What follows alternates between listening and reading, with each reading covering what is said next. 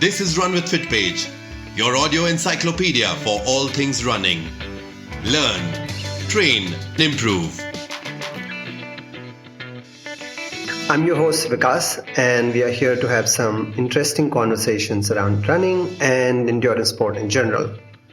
We invite coaches, exercise scientists, researchers, nutritionists, doctors, and inspiring athletes to come and share their knowledge and stories with us. We built this podcast series with a focus on bringing science and research from the endurance sports industry. These may help you learn and implement these in your training, recovery, and nutrition journey. This is the inaugural episode of our podcast, and today's topic is how to get started on a running journey. This interaction is aimed at an absolute beginner runner who has just taken up running or planning to get started. My guest for today's conversation is Rick Prince. Rick holds a Bachelor of Science degree in kinesiology from Springfield College and is a certified corrective exercise specialist through the National Academy of Sports Medicine. Rick is the founder of United Endurance Sports Coaching Academy, and he himself is a competitive runner and cyclist. He has been in the endurance sports coaching and fitness industry for over 2 decades now. So let's get started. Rick, welcome to Run with Fitpage podcast. Thank you. Thanks for having me. It's our inaugural podcast, and it's amazing that we are able to have you. I think the great start point will be if we just start by taking a small introduction from you, who you are, what's been your educational background, your experience in strength and conditioning, endurance, etc. Our listeners will be benefiting a lot from it. Sure. Sounds good. Well, my name is Rick Prince. My educational background is I have a bachelor's in kinesiology. I'm a certified corrective strength coach through the National Academy of Sports Medicine. And I've been in the fitness industry as well as the endurance sports industry for about 22 years in multiple roles: personal trainer, fitness manager, general manager of corporate fitness centers, and as well as a cycling coach, running coach for teams and individuals. So that's been my primary work background. And then in about 2014, I started UESCA, United Endurance Sports Coaching Academy, which educates and certifies coaches. So that's been my primary sort of education and work background. My primary sports background, I started as a competitive cyclist when I was about 14 years old. Was able to represent the U.S. junior U.S. national team for a little while, got to travel to Europe and the U.S., which was great. Ran collegiately, track and cross country in college, and I've continued doing that. So that's been my primary sport background. So yeah, it's been an exciting journey, and I'm lucky that I've been able to sort of mesh my educational background, my work background into forming UESCA. So it's been great. Nice. Since you talked about UESCA, maybe let's just spend a minute more on UESCA. What exactly are you doing in UESCA? What's the kind of certification that you're focusing on, and what exactly it does? Yeah, sure. So UESCA is a endurance sports specific education company. It's 100% online, and we certify currently 3 different types of coaches: running, ultra running, and triathlon. And we're currently in the process of certifying or developing a cycling certification. So it's, like I said, it's all online. People can register, and they have all the learning modules online. They learn in-depth sports science, anatomy, physiology, biomechanics, and then how to apply it to any given sport that we certify in. So that's sort of the gist of it. And yeah, we're excited, and I think we offer a pretty good platform. The other primary distinction is it's very science-based, based off peer-reviewed studies and all that kind of stuff. So that's what UESCA is all about. Nice. That greatly resonates with what we are trying to do at Fitpage, as well as what we are trying to do is we're trying to go after science and make it available to people in bite-size or comprehensive content pieces that are backed by science and not anecdotal or just reference-based content. And so it makes a lot of sense for us and today's conversation as well. What I wanted to start with was to understand, specifically keeping RTG in mind, that people who are absolute beginners, they have a number of questions in regards to running. what should they be doing? How should they be thinking about running? How should they approach it? Is it good or bad? And things like those. But before we even get to that, I think the core principles of understanding the benefits of running, the core traits of running, and what it does to your body, how it helps you or not help you, maybe understanding that a bit more in detail will be of great addition to people. And then we can subsequently dive into subsequent questions, of course. So I guess to answer your question, in a very broad stroke, it's the improvements are everything. Yeah. It's people run for all different reasons. I would say the primary reasons that we see people running are for cardiovascular fitness, to improve their heart health, their lung health, and also certainly during the time of COVID, it's also just to get outdoors and stress relief. That's certainly what we've found. So those are the two main ones. Ancillary to that is certainly, weight loss, increasing bone mass, anything that's impact related, like running, is really helpful for that. I think a lot of people find that it helps them get better sleep and just overall feel better. And I think, again, the opposing side of COVID is the social engagement aspect. Before all this, people would meet for running groups, and it, a lot of people found that they had, networks of friends in that. And now a lot of it is certainly virtual. But I would certainly say that one of the biggest benefits from a health perspective is certainly the cardiovascular conditioning, and just getting a stronger heart, just being more healthy. Quite frankly, that's probably the biggest benefit. I think there's a lot of misconceptions out there as well about running from a negative standpoint. One being it's hard on the knees. That always sort of seems to be a major topic. That's completely false. Research has shown that that's not the case.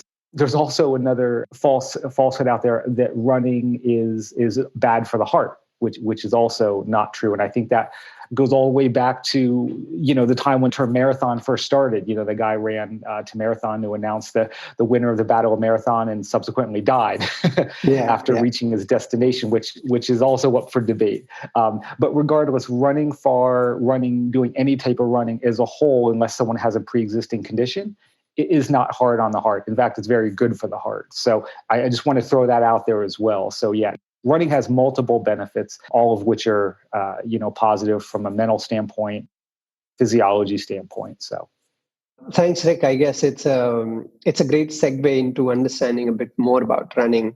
But to sum it up to what you just said is that running has multiple benefits, not only for heart health, but also it's good for feeling better. It's good for weight loss. It helps you sleep well, and also, I guess, a sense of satisfaction, a sense of confidence enhancement that we did something which generally is an aspirational situation to be in. Honestly, if you go at a place or a gathering and someone asks you, hey, what do you do? And if you say you are a runner or you're a marathoner, you're considered slightly differently or taken slightly differently. So I think there are multiple facets to it for sure. So just to dig deeper into that, can we then say with a lot of confidence that running is indeed good for everybody? Can anyone just get started whenever they want? If they have a personal goal to achieve or an event to go to, they can get started and just get started with running? Or are there any issues to keep in mind before you get started on this journey? Yeah, that's a good question. Certainly, before beginning any exercise routine, any exercise program, it's definitely a good idea to get cleared by your physician. Right. Primarily from a heart perspective, there certainly can be pre-existing conditions that can, make it dangerous. But I mean, that's very, very, very, very rare. However, it's still not a bad idea to get cleared to just begin any type of exercise program, regardless if it's running or not. That being said, there's never a bad time to start running. It's not indicative of someone's current fitness level. It's not indicative of someone's current weight. Again, the benefits overall are huge, as we just spoke of. So it's always the right time to start running. And as long as they're apparently healthy, as cleared by one's physician, it's always a good time to get started. Sure. So just to spend a little more time on the physician point, in India, not everybody has a dedicated physician, or they think that there is a need for them to go to a doctor unless there's a requirement for them to be able to go to a doctor. So say if someone doesn't have a physician specifically, do you think they could just go for a checkup or something, or they should go and visit a physician and say, or a cardiologist and say that they are getting started with a running plan and should they go through a medical checkup or not? Will that be a fair assessment as well? Yeah, that would be fair. Another thing I would say, there's a form or an assessment, I should say, called the PAR-Q, the Physical Activity Readiness Questionnaire, which can be easily accessed via the internet to see it. And basically, what it is, it's a series of questions. Health questions that someone answers, and based off the answers, the questionnaire determines if that person should or should not seek out a medical professional prior to starting an exercise program to get clearance. Again, certainly no one can be 100% assured, even after going to see a physician, that they're 100% healthy. But that would the whole point of the questionnaire is to assess people based off of a series of questions and determine if they are apparently healthy to begin. So that might be a good starting place. That's a good thing. Then maybe what I can do for the listeners' benefit, in the show notes, we'll put a link to PAR-Q, and people can download it and maybe refer to it for easy reference. Sure. Yeah, makes sense.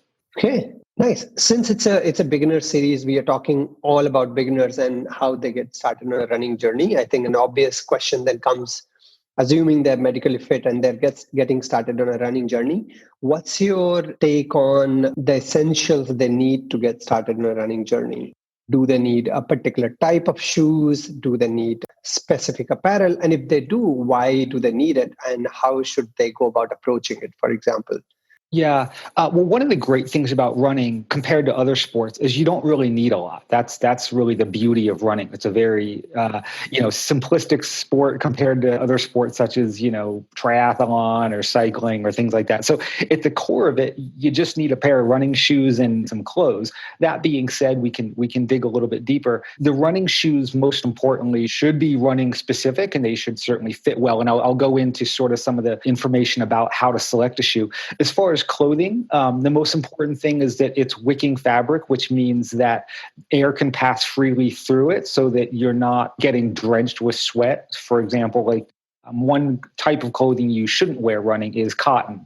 It's typical cotton. It gets, you absorb sweat and it doesn't really wick that well. So any type of clothing that allows the clothing to breathe is important. And also having enough of a selection that, depending on the type of weather, you have a decent inventory. So short sleeve, maybe no sleeves, running jacket, tights, things like that, sports bra, things like that. So just having a decent inventory is important to get started, just so you're comfortable and all that kind of stuff. Okay, so the point on the shoe selection, I think we should just spend a few more minutes and help people figure out, how do you really go for selecting a shoe, and do they also need a pair of socks and things like those? Because when people are absolute beginners, I guess some of these are big decision items for them. Otherwise, what happens at times is they possibly have not decided the right shoe. That might create various complications as they get started if they don't have right shoes. Maybe the impact on their body is a lot more, and they get shin splints or things like those. These conditions might occur as well. So do you want to just spend some time talking about these? I think that could be good. Yeah, sure. So as I mentioned before, the most important thing is getting a pair of shoes which is specific to running versus walking shoes or anything like that. There's various types of shoes out there that runners can get. As far as what they're made for, they're typically viewed as minimalist shoes, which are sort of more related to track running, have minimal padding. And then there's types of shoes that are based off of how someone runs. So a lot of times what running stores will do, they'll put someone on a treadmill, see how they run, and based off of the mechanics of the foot, they'll put them in a particular type of shoe. There's three types. One is called neutral, another is called motion control, and another is stability.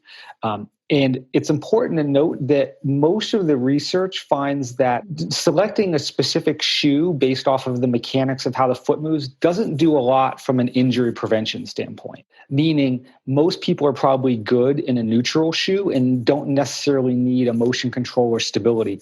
The reason for that is there's a thing called pronation, which is the body's natural inward rotation of the ankle when someone runs. So it's a natural movement. It helps with shock absorption. It's a needed thing. A lot of running stores and even a lot of individuals assume that pronation is bad because it looks kind of funny because your ankle kind of bends inwards when you run. So a lot of these shoes, motion control and stability, are looking to sort of either greatly reduce or eliminate pronation, which should not be occurring in the first place. So for most runners, a neutral shoe is probably the right way to go, versus any type of orthotic that they can put in the shoe or motion control or stability. However, I would say if someone's an outright beginner, probably neutral is a way to go. And also if they have access to a running store where someone can assess their running form and their gait, that would also be a good starting place. But I would sort of say that, a lot of times running stores are geared towards, selling shoes and not always the understanding the mechanics of a runner. So that's one thing to be on the lookout for. But yeah, the most important thing is just getting a good pair of running shoes. It should feel comfortable right from the get-go. Previously, they needed break-in time, a week or 2 weeks of running. That shouldn't be the case. They should feel pretty comfortable right from the get-go. There shouldn't be a lot of excess room in the shoe. There should be room in the forefoot. For your foot to expand, especially when it gets hot and swells after running. So it should feel comfortable as well. And you made a great point about socks. The interface between the sock and the shoe is also important. If the sock's too big, too small, if the shoe's too big, too small, it's going to create chafing. Blisters are going to occur. So generally, the thinner the sock, the better, because it's going to allow the foot to breathe better. The less heat buildup, the less chance for blisters, and it's just going to be a better overall experience. It's not going to be as feel as awkward. Let's put it that way when you're running. Right. I think a lot of information for beginners to take. Maybe I can try to sum up some of this. So I think what you're trying to say, if people are getting started with running and they need to select shoes, most of them will generally be fine if they selected a neutral shoe. If they have access to shoe store, they could possibly go for a gait analysis or things like those, but maybe focus on selecting the right shoe. That could be something that fits you well naturally. There isn't necessarily a need for getting a stability shoe unless you are heavily pronating or something like that, I guess is what we are trying to suggest. In terms of the fit of the shoe, being snug and comfortable at the same time could be the right way. So I've seen how I see and suggest people, and I've seen some of this working, is a normal shoe that you wear maybe half a size bigger than that, where you have some space in the forefoot is something that's helpful to people most of the time. So I think something like that could be good. Also in socks, I guess you should not be wearing cotton socks, similar to how that was the recommendation for other clothing, because that might create breathability issue. The moisture wicking may be an issue, friction may be an issue as well. Yes, yeah, that's correct. Yeah, the shoe should definitely be of some type of wicking fabric. The other thing, I guess, which is important to say is when someone's trying on a running shoe, they should also try on the running shoe using the socks they plan on running in. So, for example, if you go in and you're wearing thick, heavy socks and the shoe fits fine, and then you put on your thin running socks, it's clearly not going to fit quite right. So trying on shoes where the sock is the same as what you're going to be running in is important. Right. I think what you meant is moisture wicking socks, I think, not shoes, right? That's what you were saying, just to clarify. Oh, yeah. Sorry if I said shoes. Yeah. So moisture wicking socks. Yeah, correct. The other thing that's also a good idea is trying on shoes at the end of the day when the feet have already swelled, because that will be a better representation of how the foot probably actually will feel after a long run. So versus trying on shoes towards the beginning of the day, wait until the end of the day after you've had a long work day or maybe even went for a run yourself, and try on shoes then. That will give a better feel as far as how the foot will actually feel in the shoe during a run. Oh, nice. I think that's a great tip for all of us. In fact, I didn't know this. I had never considered that, but I think that's a great idea for sure. Okay, it seems like people are almost ready to run. They have the shoes they wanted, the socks are ready, the clothing has been selected.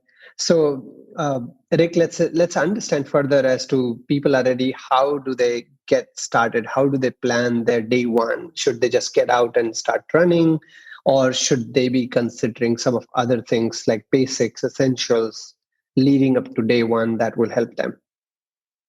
Yeah, that's a good question. So I think part of it also revolves around, are they currently doing any type of exercise, whether it be cycling or walking or anything like that? Assuming that someone hasn't really been doing anything and certainly running, it would certainly be ill-advised to just go out the door and just start running.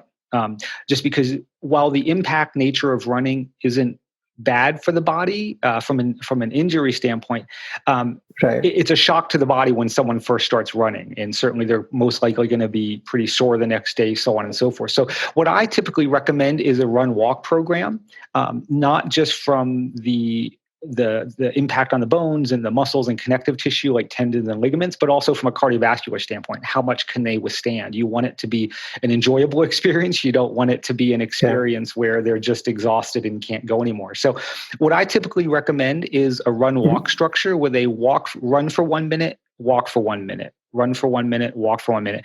And depending on the condition of the athletes, it could be run for 1 minute and walk for 2 or 3 minutes and then run for another minute. And progressively, the walk interval will decrease and the run interval will increase over time. So that's generally what I would recommend, and that would give an athlete the best chance to adapt to the stresses of running and also give their body the best chance from a cardiovascular standpoint to get in shape without feeling overly stressed. Right. So, and you think about getting about 30 minutes on their feet as they get started should be a good start point. Yeah, and it certainly could be even less. If you have someone coming right off of the couch who's not doing any exercise, 30 minutes might be too much, depending on the individual. So it could be as short as 15 or 20 minutes. I think the main thing is just get moving, see what the sensations of running feel like, see what it feels like on their body, and ease into it. Yeah, I'm not overly concerned, especially when you're talking about implementing a running plan for a lifestyle change and all that kind of stuff. It's most important just to get out and move. So I would say maybe as little as 10 minutes even, and progress from there and build up. The main thing is that it's not overloading the body to begin with and giving the body a chance to slowly adapt and progress to the running program. Yeah, progressively loading it and not chronically loading will be the key, I guess, as people get started, or even at any stage, for example. Yeah, agreed. Makes sense. That's pretty good. Now here, just one other point, considering the TG that let's assume they're absolute beginners. I have seen with beginners that I deal with, and whenever I have spoken with them, if you ask them to go and run for 1 minute, they will possibly be running all out as if they are going to win the 100 meters. Right. And this is something that should be considered here, because if they do this, there are a number of implications, and that might be long lasting for them to not be able to perform that day, or they might even be generating DOMS, etc. So what should be the speed when they are running that the body will adapt gradually to, and that they'll be able to sustain the load over a period of time of their training, for example?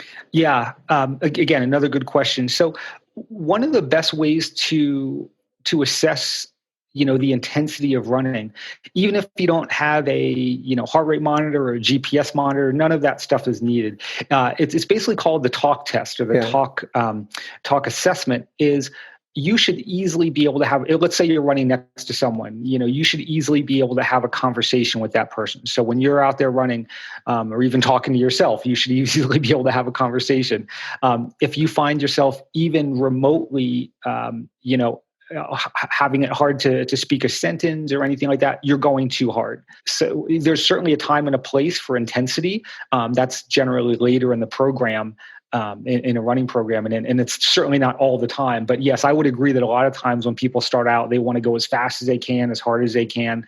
That's definitely not the correct way to go about it. So when we're talking about doing these run-walk intervals, those run intervals should be at intensity where it should feel extremely comfortable and someone should be easily able to have a conversation. I think there's a myth out there that you have to be going hard and it has to hurt and you have to feel horrible the next day for progress to be made. And that's 100% false. Even though it might feel very easy, there's a lot of physiological adaptations occurring, which are very positive. So people should not relate something feeling very easy to therefore no progress being made. That's not true.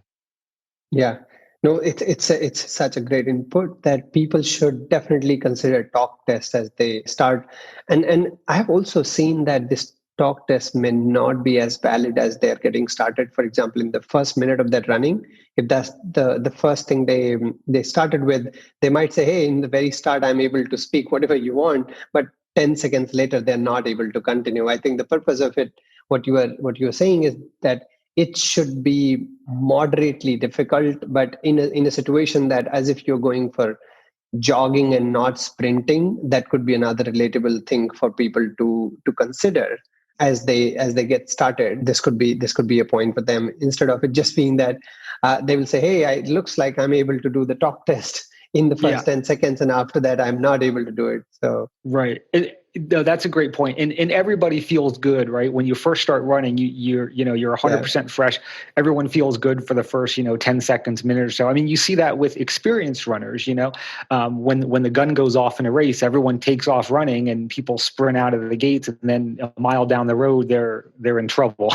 So it's not even just it's not even just for beginners. It's for, experienced runners as well. Do the same kind of thing. They're like, oh, I feel great after 5 seconds. Let's keep pushing and see what happens. So yeah, it's always better to err on the side of caution, go at a pace that feels, comfortable. And again, to your point, not just assess one's breathing rate and one's ability to talk for the first 10 seconds, but over, the span of several minutes. So yeah, that's important. Cool. One of the things I always tell people as well, that if you are running and if you think you're running fast, you're definitely running fast. And if you think you're running slow, you are not running slow. That's another way of looking at it when you get started. This could be another point for people to consider. Very valid point that you also mentioned, that as people get started, they do not know how their body is responding to the stress, the speed that they are putting in. And what I have seen, warm-ups being one of the great ways of figuring this out. Among other things that warm-up brings benefit to when people get started, or even at any stage of training before you get into the main workout. What do you think the role of warm-up could be for anyone who's getting started? Should they be performing warm-up? What's the purpose of it? And if they need to perform, what should be the duration? What's the kind of workout they should do to perform a warm-up? And of course, once they're done with the workout, should they also be doing the cool down and what it does to body? I think this could be another thing that people may benefit from. So warming up is definitely important. I would say that it almost becomes more important as an individual becomes more fit and does harder intensity runs. The point of a warm-up is exactly that, is to warm up the muscles. The muscles are kind of like taffy. It can go from warm. If it's a warm taffy, you can stretch it. It's pretty mobile. If it's cold and you try to stretch a piece of taffy, it's going to break. So that's one way to kind of look at the muscles and connective tissue, is you want to have warm muscles when you're exercising, so that the chance of quote unquote pulling a muscle is certainly less.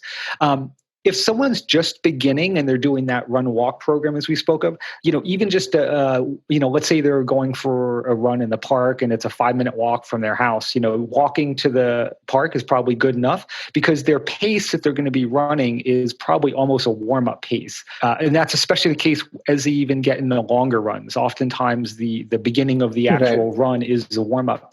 If someone progresses into more intensity, if they're going to be doing, harder efforts, intervals, again, which will come down the line, doing, just going for a very, very, very easy run for 10 to 15 minutes just to get the muscles warm is important. Another thing to talk about in tandem with this is stretching, which has been slightly debunked over the years as far as stretching being needed and what the value of stretching is. But if any stretching is done before a run, it should be done after the warm-up and before the actual workout starts. So you never want to stretch a cold muscle, again, just because the chance for pulling a muscle is greater. You want to wait until that muscle has had a chance to warm up, is a little bit more pliable before any stretching is done. Yeah, it's a fantastic input, and these are some of the places where people get injured, and then at a later stage, they're wondering what happened to their body, why are they hurting, why did they get a pull, and things like those. So I think greatly valid point for people to consider. I think we're almost reaching towards the end of this conversation, and I'm sure our listeners are benefiting immensely. Another point I wanted your opinion on before you go is on, let's assume people have started to run, they are able to get some time on their feet, they are able to make some progress. How should they be planning out their next few weeks of what could be a good example of gradual progression without creating a chronic overload on their body? And that way, how should they be not getting demotivated or not leaving in between? What could be some of the tips that you would want to give to our listeners? Yeah, so I would say the first thing is, for the first week or two, I would keep the program the same. So let's say if someone is doing a total, run time or a total exercise time of, 15 minutes, and they're doing it in the span of 1 minute of running, 1 minute of walking, I would keep that about the same for the first week or two, just to let the body adapt. After that point, I would start to add in a little bit more running and keep the rest interval the same. So let's say if it's 1 minute of running, 1 minute rest, I would take it up to maybe 2 minutes of running and 1 minute of rest, and then kind of progress from there. So what we'd be looking at would be, and of course, as the time for running goes up, the rest time would also go up. So one thing you can also go is 2 minute running, 2 minute rest. 3 minute running, 3 minute rest, and just see how that feels. At the end of the day, it's sort of individual, but that's sort of a good benchmark. I would say once someone is up to, a 10-minute, when they can run for 10 minutes at a time at a pretty easy pace, that would be the point when you could start to eliminate or greatly reduce the walk interval. But again, the increases in running shouldn't be, every day. It should be, I would say take it up at least, maybe once a week, something like that, but not every day. That would be too much of a progression. Do you think people should generally be running 7 days a week, 6 days a week, or how should they plan to get started with running? Or it's like every alternate day is the right way to get started? Yeah, when you're starting off, you definitely don't want to do 7 days a week. I would say at the most every other day, but even that might be too much. I would probably aim for the first week, probably for 3 days. 3 to 4 days a week at most. There is a thing that occurs within the body, and I think you actually referenced it earlier. It's called delayed onset muscle soreness, often referred to as DOMS. And regardless of how good someone's running form is, if someone's just beginning running and hasn't done anything else, more than likely they're going to experience some soreness. And so allowing the body to recover appropriately is very important. So I would say that's why you wouldn't want to be running much more than 3 days a week. You want to give the body a chance to rest. There's another term which is used sort of in the sports and exercise physiology realm. It says cardiovascular fitness precedes musculoskeletal readiness. And essentially what that means is one's cardiovascular system tends to adapt at a faster rate than one's muscles, skeleton, and connective tissue. So what often happens, and this is one of the reasons runners get injured so much, is they start to feel really good from a cardiovascular standpoint. Said, oh, I'm not breathing as hard anymore. I feel like I'm getting in better shape. So I'll just go up my mileage and run a lot faster. The problem with that is that the bones and the muscles and all that stuff aren't quite ready to do that yet, even though the person's cardiovascular system is. So it's always better to err on the side of caution, even if someone starts to feel really good from their breathing rate. Always take it nice and slow, because again, if you go too fast, that'll again increase the chance for, as you noted, shin splints, pulling a muscle, so on and so forth. So it should be a steady rate of progression, but on the conservative side. Got it. And I think you covered this pretty well. In terms of progressing week on week, I think this could be another point people might ask, that, hey, if I spend 30 minutes on my feet every alternate day this week, should I go and spend 40 minutes a day every alternate day next week? Will that kind of progression be a total suicide? Do you think there is any other progression formula they should be keeping in mind to make sure that the muscular adaptation is a lot easier and conducive for them to progress?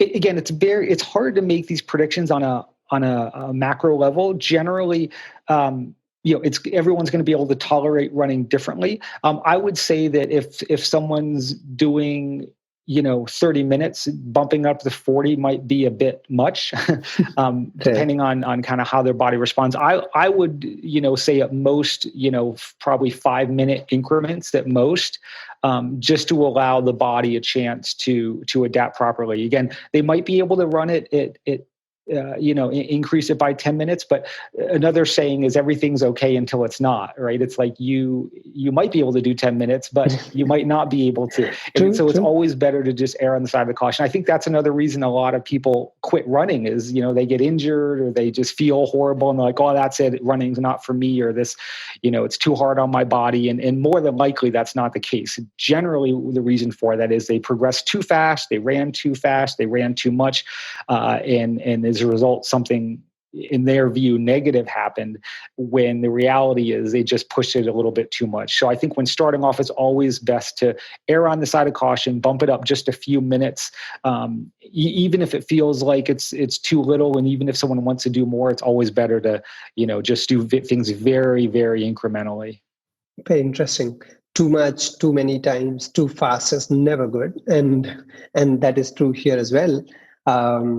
I think it could be from what you said is from 30 minutes to 35 minutes if they're spending on their feet. More like a 10% increment week on week could be a sensible thing to get started with. Of course, as they progress, they may not be able to keep progressing that much every week, but something like this could be a gradual initial step that they could get started with in the first few weeks, is what we would say, isn't it? Yeah, for sure. There's it's also important to note that as someone becomes more, better conditioned in his run more, they're able to handle large volume increases and time increases better than someone who's an outright beginner. So, an acceptable increase in volume for someone who's a seasoned runner will certainly be a higher level than someone who's just starting off. So it's hard to your point to kind of put a set thing and say, okay, this is what people should increase by, because people will tolerate it better. Sure. I would say there is a thing, as you noted, called the 10% rule,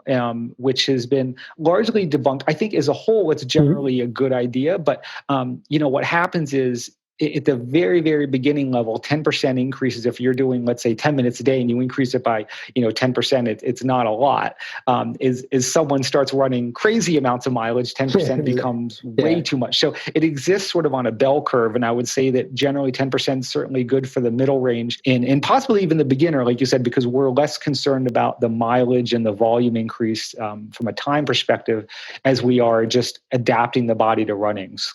So I do think it's probably a good stat to go off of. Makes sense. I think it's been fantastic for our listeners. We have covered a broad range of beginner explanations and guidance for people to take on. We started with talking about key benefits of running, where we covered the various benefits, whether it's heart health, weight loss, better sleep, and a number of other things. And from there, we were also able to establish whether it's right for everybody or not. We gradually progressed into talking about the apparels and shoes and gadgets that you might require to get started with running. I think it was also a great summary when we talked about the type of feet and the shoe selection, because this is one of the key decisions that people make and one of the key investments people make as they get started with running. So getting it wrong definitely is not the right advice in the start itself. Also, getting started with your day one, how to warm up and cool down and what exactly do they serve the purpose as was fantastic. And then how to gradually progress. I guess we covered in last 45 minutes, we covered almost everything for people to get started with. I would think this will serve a great deal to our beginner listeners, and I'm sure they have taken notes from all of it, and a number of us will keep listening to it over and again. Rick, before I let you go, it may be great for our listeners to figure out who you are specifically on social media or somewhere else. Can they reach out to you? How do they reach out to you if they wanted to? And what else do you think people should know about you or your services? I think that would be great as well. Yeah. So, no, thank you. So to learn more about myself and my company, United Endurance Sports Coaching Academy, they can go to our website, which is www.coachendurancesports.com. As far as reaching out to me directly, they can certainly email me, might be the best way, which is Rick, RICK, @coachendurancesports.com. And they can also find us on Facebook, United Endurance Sports Coaching Academy. If they put that into Facebook, they'll come up with a page and certainly can message us there as well. Got it. I'll post these links as well in the show notes for people to figure out and they could reach out. I think it was fantastic speaking today, and I will take this opportunity to be welcoming you again on the show maybe a couple of weeks down the line. I'm sure we will have a number of positive feedback from our listeners, and I will pass those on to you as well, Rick. Thank you so much for spending time with us. Sure. Thank you so much. It's been a pleasure. Thank you for listening to Run with Fitpage. We have a lot more to offer on nutrition, training, and fitness. Check out the Fitpage app or visit the website fitpage.in.